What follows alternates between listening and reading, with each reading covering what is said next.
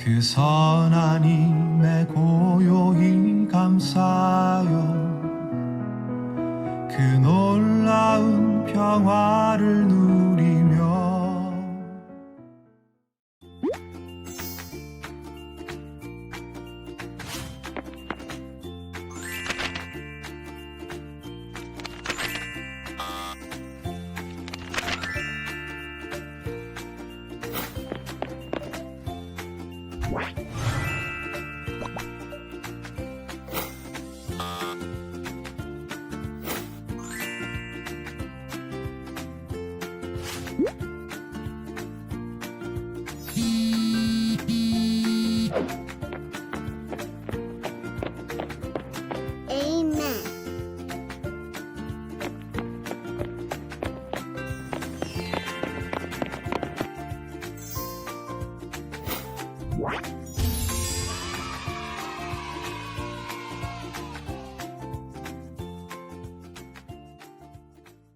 할렐루야.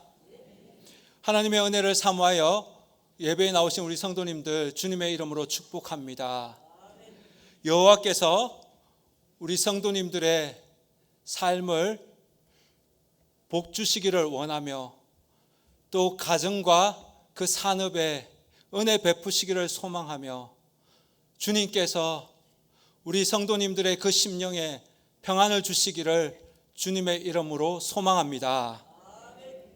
인터넷에 보니 재밌는 것이 있어서 하나 보여드릴까 합니다. 여러분, 저 그림 중에 제일 먼저 보이는 것이 무엇인가요? 혹시 코끼리를 제일 먼저 봤다? 한번 손들어 보십시오. 코끼리가 제일 먼저 보인다. 예. 두 번째, 야자수 나무가 먼저 보인다. 혹시 계신가요? 예. 세 번째로 저 새, 날아가는 새가 보인다. 예. 네 번째, 저 밑에 있는 작은 집들이 보인다. 혹시 계신가요? 예. 계시군요. 이 그림은 무엇이냐? 우리 심리 테스트를 하는 그림입니다. 코끼리가 가장 먼저 보인다라는 사람들은 빈틈이 없는 그런 성격의 소유자입니다. 그래서 다른 사람들에게 인정받고 싶고 지적받는 것이 싫어서 자신에게 매우 엄격하다고 합니다. 그리고 두 번째, 나무가 가장 많이 보인다는 사람은 걱정이 많은 사람들의 성격이라고 합니다. 지난날의 잘못이나 실수를 손쉽게 잊어버리지 못하고 또 그리고 미래에 대한 불안감을 가지고 있다고 합니다. 그리고 세 번째, 새가 많이 보인다라고 손들었던 사람은 스스로 희생을 자처하는 그런 스스로 희생하는 그런 성격입니다. 다수의 이익을 위해서 나 자신은 손해봐도 괜찮다라는 그런 마음으로 살아가는 사람입니다. 네 번째, 작은 집이 보인다라고 이렇게 손드신 분들은 버럭하고 욱하는 성격이랍니다. 예, 평소에는 일처리가 빠르고 모든 것이 좋습니다. 그런데 그 일들이 잘 되지 않을 때 그렇게 표현되어지고 벅하고 욱하는 그런 감정들이 이렇게 나온다고 합니다. 이것은 하나의 심리 테스트입니다. 어떻게 맞는 것 같습니까?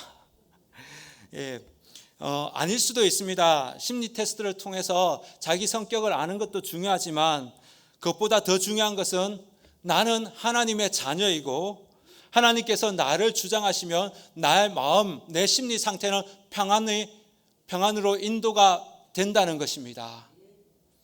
하나님께서 내 마음을 다스리면 내 마음의 상태는 평강이 임하는 줄 믿습니다.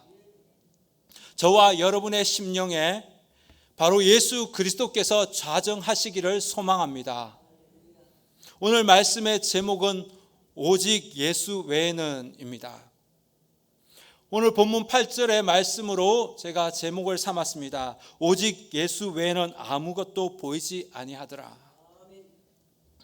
여러분은 잠에서 깰 때 무엇을 많이 생각하시고 하루를 살아가면서 무엇을 가장 많이 바라보고 계십니까? 프랑스 작가 크리스티앙 보뱅은 사람은 무엇을 보느냐에 따라 자신의 모습이 변한다. 무엇을 보느냐에 따라 자신의 참모습이 드러나고 진정한 이름이 주어진다라고 말했습니다. 내가 만약 돈을 바라보고 있다면 그 사람은 돈에 대한 생각을 계속 많이 하게 될 것입니다. 이 돈으로 주식을 살까? 이 돈으로 집을 살까? 이 돈으로 땅을 살까? 돈에 대한 생각을 많이 할 것입니다. 사람은 무엇을 주목해서 보느냐에 따라서 그 가치관이 달라지고 그의 인생까지도 달라진다고 합니다. 우리는 어떠합니까?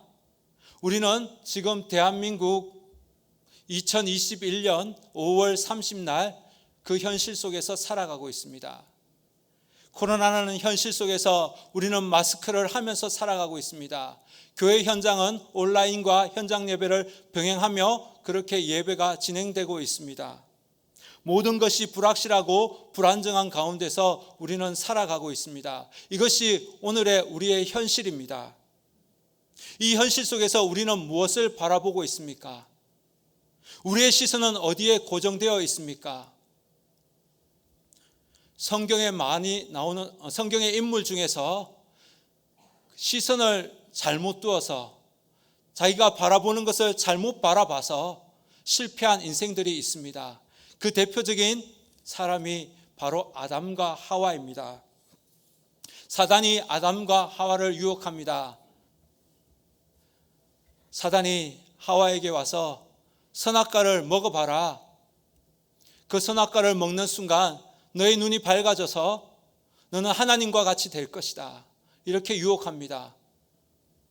하와가 선악과를 보니 보암직도 하고 먹음직스럽기도 하고 지혜가 많을 만큼 탐스럽기도 하더라. 이렇게 보였습니다. 그래서 하와는 사단의 유혹에 넘어가서 선악과를 먹고 그리고 남편인 아담에게도 주었습니다. 그러자 죄가 인간에게 들어왔습니다. 그리고 그 죄는 인간에게 계속되어 유전이 되었습니다. 에덴 동산에서 쫓겨나고 사망이, 죽음이 인간들 속에 들어왔습니다. 그리고 아브라함의 조카 롯도 있습니다. 롯은 아브라함을 따라 믿음의 여정을 시작하였습니다. 자신의 고향 하란을 떠나 믿음의 여정을 떠났습니다. 아브라함과 롯 이 둘이 사는 곳에 이제 양들이 많아지자 아브라함의 하인, 롯의 하인이 서로 좋은 목초지를 놓고 싸움을 하기 시작합니다. 그래서 아브라함이 롯에게 좋은 목초지를 선택할 권한을 먼저 줍니다. 롯은 멀리 물이 있고 또 풀이 잘 자라서 양들을 가축하기에 좋은 그 땅을 선택합니다. 그 땅이 어디입니까? 소돔입니다. 그 땅이 죄가 많은지 어떤 땅인지 그거 보지 않습니다. 그저 눈에 보이는 것. 풀이 많아. 양들이 잘 자라서 내 재산을 불릴 만한 그곳을 선택합니다. 하나님은 롯이 거하는 그 땅, 소돔 땅에 심판을 내리시고 롯은 그 땅의 심판을 보게 됩니다. 오늘 본문에 나오는 제자들 또한 자기가 듣고 싶은 것만 듣고 자기가 보고 싶은 것만 보는 그런 제자들입니다. 그래서 베드로는 예수님의 그 십자가, 죽음, 고난에 대해서 아예 귀를 막고 듣지 않습니다.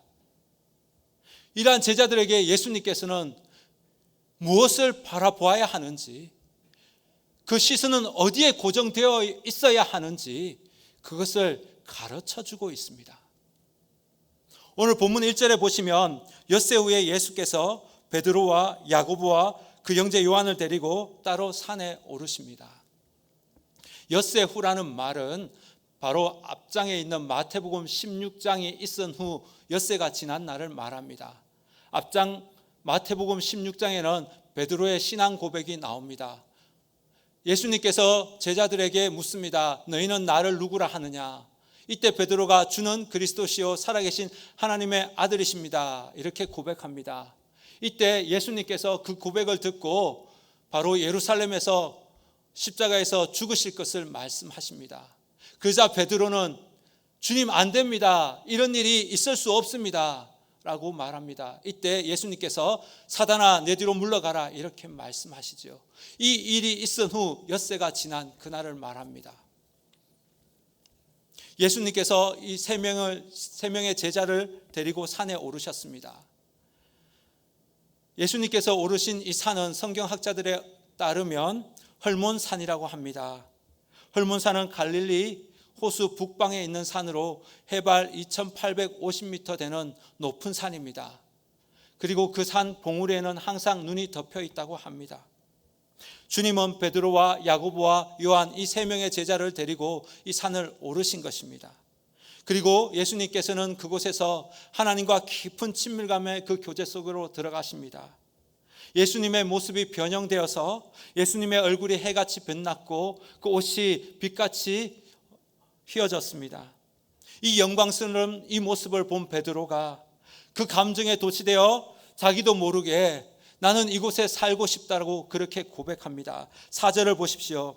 베드로가 예수께 여짜오 이르되 주여 우리가 여기 있는 것이 좋겠사오니 만일 주께서 원하시면 내가 여기서 초막 셋을 짓되 하나는 주님을 위해서 하나는 모세를 위해서 하나는 엘리야를 위해서 짓겠습니다. 베드로는 예수님이 변한 모습과 예수님께서 모세와 엘리야와 함께 대화하는 그 모습을 보았습니다. 그 환상을 보는 순간 베드로는 여기 있는 것이 좋겠습니다. 그래서 내가 집을 세 채를 짓겠습니다. 이렇게 고백합니다. 여기 있는 것이 좋겠습니다. 이 말은 나는 여기에서 살고 싶습니다. 나는 여기에 계속 있겠습니다. 여기에 머물겠습니다. 이 말입니다. 이곳에서 영광의 그 얼굴들과 함께 커피 한 잔 마시면서 나 때는 말이야 하면서 영웅담을 서로 나누면서 그곳에서 그렇게 지내고 싶다는 말입니다. 변화산상의 그 화려한 영광을 본 사람은 그 산 아래로 내려가기를 주저합니다. 더 이상 지긋지긋한 세상 아래의 그 삶을 살고 싶지 않습니다. 베드로도 그러했을 것입니다. 염치 없고 체면도 없고 자기 욕심을 위해서 계속해서 예수님을 찾아오는 그 사람들을 뒤치다꺼리 하느라 베드로는 힘들었을 것입니다. 그런데 이제는 그 삶 살고 싶지 않다는 것입니다. 편안하게 영광의 얼굴들과 함께 앉아서 차 마시면서 나 때는 말이야 모세가 홍해 갈라졌던 그 이야기를 들으면서 와 이야기하면서 그렇게 편하게 지내고 싶다는 것입니다. 그러면서 베드로는 오버합니다. 집을 세 채 짓겠다고 합니다. 여러분 베드로가 집 짓는 건 넌센스 아닙니까? 갈릴리 어부 출신인 베드로가 자신의 전공도 아닌 목수의 일을 하겠다는 것입니다. 지금 베드로 제정신이 아닙니다. 자신의 감정에 도취되어 있을 때 하늘에서는 음성이 들립니다. 5절 중반절에 보시면 이르시되 내 사랑하는 아들이요 내 기뻐하는 자니 너희는 그의 말을 들으라 하시는지라. 너희는 그의 말을 들으라. 베드로를 비롯한 모든 제자들 그리고 저와 여러분에게 눈에 보이는 그 환상, 세상의 그 가치관 그거 따르지 말고 그거 보지 말고 주님의 음성 듣고 나가라. 주님의 음성에 귀를 기울이라. 이렇게 말씀하고 계십니다. 환상을 보는 자는 그 자리에 주저앉게 되어 있습니다. 우리가 집중해야 될 것은 저와 여러분의 눈을 현혹시키는 그 어떠함이 아닙니다. 어떤 기분 좋은 그런 느낌도 아닙니다. 오직 살아계신 예수 그리스도의 그 말씀에 우리가 포커스를 맞춰야 합니다. 베드로전서 1장 24절은 우리에게 이렇게 말합니다. 모든 육체는 풀과 같고 그 모든 영광이 풀의 꽃과 같으니 풀은 마르고 꽃은 떨어지되 오직 주의 말씀은 세세토록 있도다. 아멘. 모세도 엘리야도 다 사라졌습니다. 우리의 감정은 수시로 바뀝니다. 그렇게 믿을 것이 못 됩니다. 우리가 보는 그 영광 안개처럼 다 사라집니다. 그러나 오직 예수 그리스도의 그 말씀은 세세토록 있는 줄 믿습니다. 우리는 목자의 음성, 예수 그리스도의 그 음성, 그 말씀을 들어야 합니다. 하늘에서 이 음성이 들리고 제자들은 그 음성 때문에 지금 두려워하고 있습니다. 그런 제자들에게 주님은 손을 대시니 모든 것이 다 사라지고 이제는 오직 예수 그리스도만 보입니다. 8절을 보십시오. 우리 8절을 다 함께 읽겠습니다. 8절입니다. 시작. 제자들이 눈을 들고 보매 오직 예수 외에는 아무것도 보이지 아니하더라. 아멘. 주님께서 두려워하는 이 세 제자들에게 이렇게 손을 대시니 모든 것이 다 사라졌습니다. 구름도 사라지고 하늘의 그 영광도 사라졌습니다. 하늘에서 들리는 그 음성도 사라졌습니다. 모세도 엘리야도 다 사라지고 이제는 오직 예수 그리스도만 남았습니다. 오직 예수 외에는 아무도 보이지 아니하더라. 오늘 본문은 최종적으로 제자들의 시선이 어디에 고정되어 있어야 하는지 이것을 보여주고 있습니다. 바로 예수 그리스도입니다. 구약의 그 율법과 선지자를 대표하는 모세와 엘리야, 그 엘리야도 더 이상 보이지 아니하고 오직 예수 그리스도만 제자들 앞에 남았습니다. 오늘 본문에서 베드로가 놓친 것이 무엇인지 아십니까? 바로 예수님의 얼굴입니다. 베드로는 변화상의 그 영광을 보면서 십자가에서 고난받는 그 예수님의 얼굴을 놓쳐버린 것입니다. 그래서 변화상에 도취되어서 그곳에서 살겠다고 말한 것입니다. 베드로의 모습, 베드로 한 사람의 모습일까요? 아닙니다. 우리도 베드로처럼 산 위의 그 영광에 도취되어 있으면 내려오기를 주저하는 많은 사람들이 바로 우리들입니다.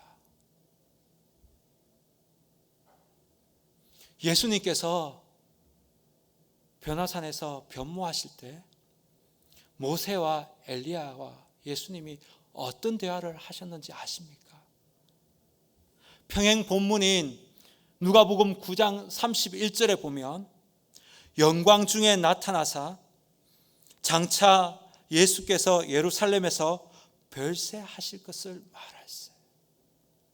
다시 말해서 모세, 엘리야, 예수님께서 함께 모여서 대화하신 그 내용은 십자가에서 죽으실 것을 서로 대화하신 것입니다. 나 때는 말이야 하면서 영광의 그 이야기들을, 그 사건들을 이야기한 것이 아니라 예루살렘에서 죽으실 것을 이야기하신 것입니다. 십자가와 고난과 죽음에 대해서 서로 이야기를 나누었습니다. 오늘날에도 많은 그리스도인들이 변화산의 그 영광을 보지만 십자가에서 고난받는 그 예수님의 얼굴을 보지 않으려고 합니다.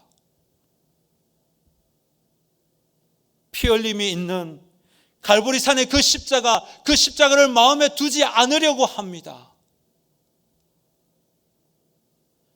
기독교가 원색적인 이 복음의 능력과 은혜를 상실하면서 변화산에서 안 내려오려고 합니다. 기득권에서 안주하려고 합니다. 한국 교회가 세상 사람들에게 욕먹는 이유가 바로 여기에 있습니다. 고상하고 세련된 그 커피숍 같은 분위기 속에서 앉아서 교회 자랑하고 돈 자랑하고 프로그램 자랑하고 땀으로 뒤범벅되는 그 섬김의 현장으로 안 들어가려고 합니다. 사탄 마귀와 영적 전투를 해야 하는 그 삶의 현장으로는 들어가기 싫어합니다. 변화상의 그 영광을 본 사람, 이제 산 아래로 내려와야 합니다. 주님께서 우리에게 본을 보여주신 그 본을 우리는 바라보면서 영적 전진을 해야 합니다. 오직 예수 외에는 아무도 보이지 아니하더라. 이 말씀을 깊이 묵상할 수 있기를 바랍니다. 오직 예수 외에는 아무것도 보이지 아니하더라. 이 말씀이 의미하는 바는 십자가를 지신 그 예수님을 계속해서 바라보라는 것입니다. 우리 시선이 예수님께 고정되어야 한다는 말씀입니다.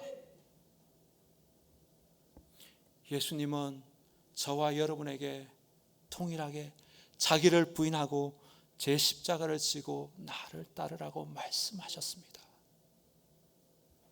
어느 순례자가 불평과 불만을 가지고 하나님께 토로합니다. 어떤 사람은 행복하고 어떤 사람은 불행합니다. 이거 불공평하지 않습니까? 하나님은 이 순례자의 말을 듣고 그를 요단강가로 인도합니다. 요단강은 사람들이 세상살이를 다 마치고 이성과 저성의 경계에 있는 지역입니다. 사람들은 저마다 자기의 십자가를 지고 이 요단강을 건넜습니다. 하나님은 순례자에게 말합니다. 저들이 가지고 있는 저 십자가의 무게를 달아보아라. 순례자는 이 하나님의 명을 따라 십자가의 무게를 달아보았습니다. 그런데 이게 어찌 된 일입니까? 십자가의 무게가 다 똑같은 것입니다. 순례자는 아무 말도 못하고 그저 하나님만 바라봅니다. 하나님께서 말씀하십니다.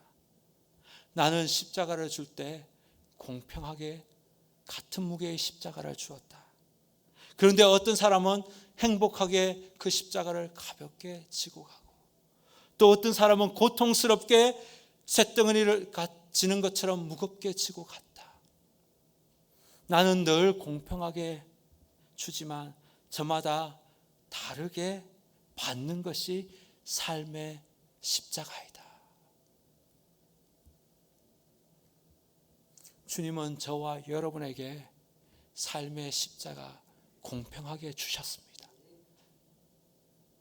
우리는 날마다 삶의 현장에서 이 십자가를 지고 살아가야 하는 사람들입니다. 십자가를 지고 흘렸던 그 땀과 눈물, 더럽혀진 그 옷, 무너졌던 내 자존심, 상처받았던 내 마음, 그것들 주님께서 나중에 다 닦아주실 것입니다. 성도 여러분, 누가 제일 불쌍한 사람인지 아십니까? 십자가를 지고 가는 섬김과 희생과 헌신이 없기에 주님이 닦아줄 눈물이 없는 사람이 제일 불쌍한 사람입니다. 시원한 안방에서 드라마 보시면서 눈물 흘리지 마시고, 삶의 현장에서 주님 때문에, 십자가를 지고 가는 것 때문에 주님이 닦아줄 눈물이 있는 복된 신앙인들 될 수 있기를 주님의 이름으로 소망합니다. 그리고 구원을 이루신 그 예수님을 바라보는 것입니다.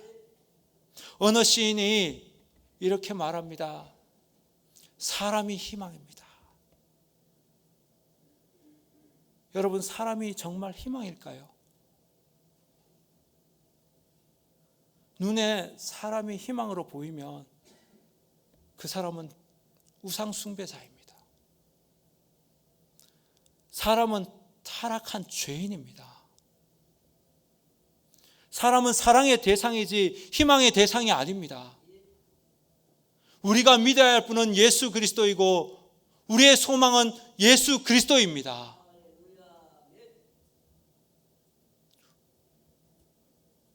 예수님께서 사람들에게 뺨 맞고 침뱉음 당하고 십자가를 지시는 그 모습을 보면서 이렇게 연약하고 나약한 사람을 우리가 어찌 믿겠냐고, 이 사람이 어떻게 우리의 소망이 되겠냐고 말하시는 분이 계십니까? 모세와 엘리야처럼 강해야지, 그래야 그 사람 신뢰하지, 연약한 예수님 어찌 우리의 희망이 되겠냐고 말하는 사람이 계십니까? 모세와 엘리야의 그 강함이 우리의 죄의 문제를 해결한 것이 아니라 어린 양 예수 그리스도가 우리의 죄의 문제를 해결하였습니다. 십자가에서 내려오라는 사탄의 조롱과 비아냥에도 침묵하신 그 예수님 때문에 저와 여러분의 죄가 해결되었습니다. 만몬신이 우리를 구원하는 것이 아닙니다. 나의 인맥이, 나의 학벌이, 나의 열심이, 나의 과학이, 사람이 우리를 구원하는 것이 아닙니다. 오직 예수 그리스도가 저와 여러분의 구원을 완전히 이루었습니다. 오직 예수 그리스도 외에 내 심령을 주장하지 못하도록 하십시오. 오직 예수 그리스도와 십자가 외에는 다른 것이 여러분의 중심에 있지 않게 하십시오. 우리의 구원자는 모세도 엘리야도 아닙니다. 오직 예수 그리스도이십니다. 이렇게 주님을 바라보고 살면 우리의 삶이 어떻게 변화가 될까요? 첫째로 죄에 대해서 민감해집니다.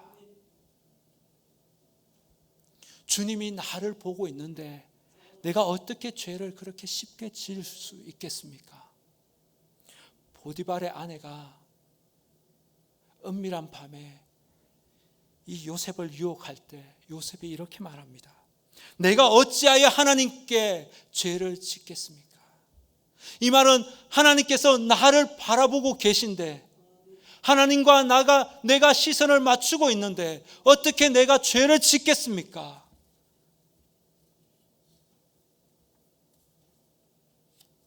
아무도 보지 않을 때도 우리 주님은 나를 보고 계십니다. 늘 주님과 눈 맞추는 사람은 죄에 대해서 민감해집니다. 둘째로 하나님 안에서 소망을 갖게 됩니다. 믿음의 선한 싸움을 싸우다 보면 때로는 고난을 겪을 때가 있습니다. 우리의 힘으로 감당하기 어려운 눈물의 골짜기를 지날 때도 있죠. 그때가 바로 눈을 들어 주님을 바라볼 때입니다. 시편 62편 1절과 2절에서 다윗이 이렇게 고백합니다. 나의 영혼이 잠잠히 하나님만 바라며 나의 구원이 그에게서 나는도다. 오직 그만이 나의 반석이시요 나의 구원이시요 나의 산성이니 내가 크게 흔들리지 아니하리로다. 시편 62편은 압살롬의 반역으로 다윗이 공경에 처해 있을 때 하나님을 바라보며 간절히 기도하는 기도의 시입니다. 다윗은 환난과 고난을 당할 때 사람을 바라보며 원망한 것이 아니라 자신을 바라보며 낙담한 것이 아니라 모든 고난에서 승리하신 그 예수님을 바라보았습니다. 그 주님, 그 하나님을 바라보았습니다. 다윗이 고통과 어려운 그 환경 가운데 고난을 승리로 이끄신 그 주님을 바라볼 때 하나님께서 그에게 죄사함과 모든 문제 해결을 보게 해 주셨습니다. 성도 여러분, 우리는 누구나 어려운 환경을 만날 수 있습니다. 그런데 그 절망 속에서 눈물로 씨를 뿌리는 자에게 기쁨으로 단을 거두게 하실 주님을 바라보는 것이 바로 믿음입니다. 슬픔이 변하여 나에게 기쁨을 주시고 나의 베옷을 벗기시고 기쁨의 띠를 띄우실 그 주님이 우리 곁에 계심을 저는 믿습니다. 코로나가 나를 두렵게 하고 빈곤이 나를 힘들게 하고 내 몸의 질병이 암덩어리가 내 삶을 무너지게 할지라도 그 고난의 현장 속에서 우리가 바라볼 분은 오직 예수 그리스도입니다. 소망 되시는 예수 그리스도입니다. 죽음을 이기시고 승리하신 바로 예수 그리스도이십니다. 셋째로, 주님을 바라보게 될 때 주님의 마음을 갖게 됩니다.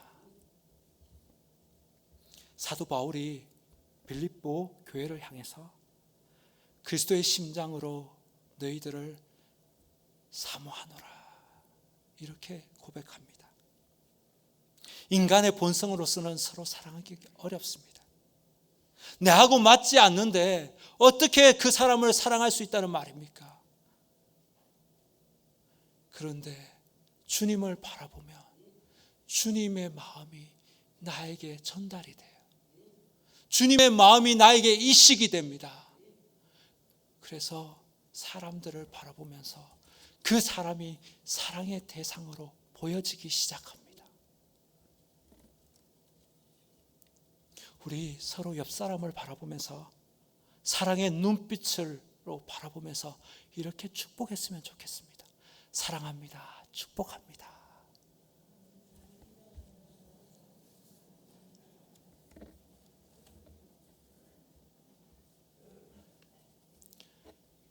어떻게 하면 이런 주님의 마음을 우리가 오래도록 간직할 수 있을까요? 너무 어렵게 생각하지 마십시오. 매일매일 주님을 바라보는 연습을 하는 것입니다. 매일매일 주님이 주시는 그 말씀을 붙잡으십시오.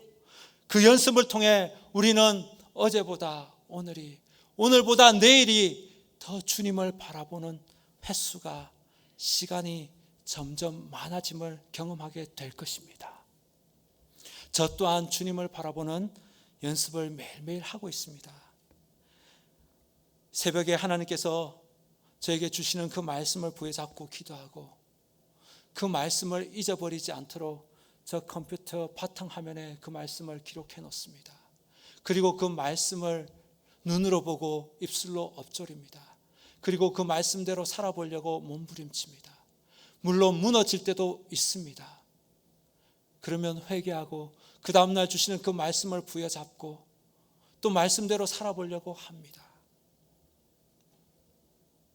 그렇게 하루하루를 매일매일 연습합니다. 그러면 나의 삶은 하나님의 역사가 되는 것입니다. 주님을 바라보는 것 한 번만 되는 것, 한 번만에 되는 것 아닙니다. 한 번만 했어도 되는 것이 아닙니다. 주님 나라 갈 때까지 매일매일 하는 것입니다. 매일매일 연습하는 것입니다. 베드로는 예수님을 나의 구주로 고백하면서 그의 머릿속은 온통 모세와 엘리야의 그 환상을 가지고 있었습니다. 그 화려한 모든 수식어가 다 사라지고 본질인 예수 그리스도만 남았습니다. 베드로처럼 우리는 입술로 예수 그리스도를 구주라 고백하면서 세상의 화려함, 그 세상에 주는 그 환상을 따라 흠앙한 것을 쫓아가면서 우리도 살 때도 많았지요. 변화산의 이 사건은 바로 예수님께 시선을 고정시키라고 우리에게 주시는 말씀입니다. 저와 여러분 어디를 바라보면서 살아야 하겠습니까? 우리의 모든 문제는 정말 바라봐야 할 주님을 바라보지 않기에 생기는 문제입니다. 온라인 예배를 처음 시작할 때만 해도 많은 성도들이 경건하게 예배를 드렸습니다. 오직 주님을 바라보면서 예배를 드렸습니다. 그런데 온라인 예배가 길어지면서 주님 외에도 다른 것들이 많이 보인다고 그렇게 이야기하는 사람들이 많습니다. 삶의 자리에서 예수님을 바라보는 것 쉽지 않습니다. 예수보다 더 많은 것들이 보이는 것이 현실입니다.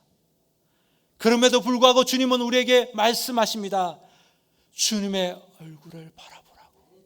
매일매일 주님의 얼굴을 바라보는 연습을 하라고 우리에게 말씀하십니다. 저와 여러분이 삶의 본질 되시는 예수 그리스도를 바라보고 예수 그리스도만 남기를 소망합니다. 예수님을 매일매일 바라보는 연습을 통해서 죄에 대해서 민감해지고 소망 되시는 그 주님을 바라보고 주님의 마음을 닮아가는 예수꾼들이 되시기를 주님의 이름으로 축원합니다. 기도하시겠습니다.